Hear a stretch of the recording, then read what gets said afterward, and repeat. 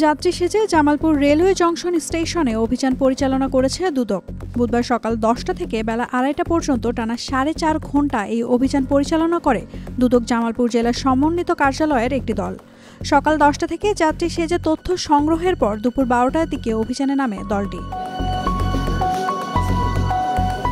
এ সময় স্টেশনের বুকিং কাউন্টারে অনিয়ম, দুর্নীতি এবং প্ল্যাটফর্ম ও বিশ্রামাগারে ময়লা আবর্জনা বিষয়টি নজরে আসে দুদকের। অভিযানের সকল তথ্য কমিশনে প্রেরণের পর প্রয়োজনীয় ব্যবস্থা গ্রহণের কথা জানিয়েছে দুদক। আমি একটা জায়গাতে প্রথমে যাত্রী বেশে যখন আসি, এসে আমি বুকিং কাউন্টার যেখানে মালামাল বিভিন্ন পণ্য যেগুলো হচ্ছে বিভিন্ন স্টেশনে যায়, এখান থেকে আমি তাদেরকে ফোন দিই, যাত্রী বেশে ফোন দিয়ে বলি যে আমি এই জিনিসগুলো পাঠাবো। তো তিনি আমাকে একটা রেট বলে, তারপরে পরবর্তীতে এখানে যখন আমরা অভিযান পরিচয় দিয়ে তাদেরকে বলি, তারা আরেকটা রেট বলে। তো এই ধরনের কিছু অনিয়ম আমরা পেয়েছি। টানা সপ্তমবারের মতো বেস্ট টিস্যু পেপার ব্র্যান্ড হিসেবে স্বীকৃতি পেয়েছে বসুন্ধরা টিস্যু।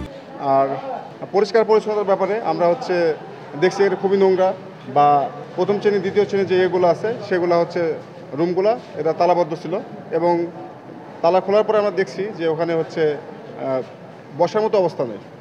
আপনারা সবাই দেখছেন এই অবস্থা। তো আমরা বিস্তারিত প্রতিবেদন কমিশন বরাবর প্রেরণ করব।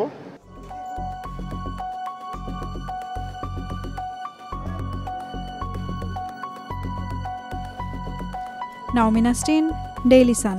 Follow us on Facebook. Subscribe our YouTube channel. Get the latest update on www.daily-sun.com.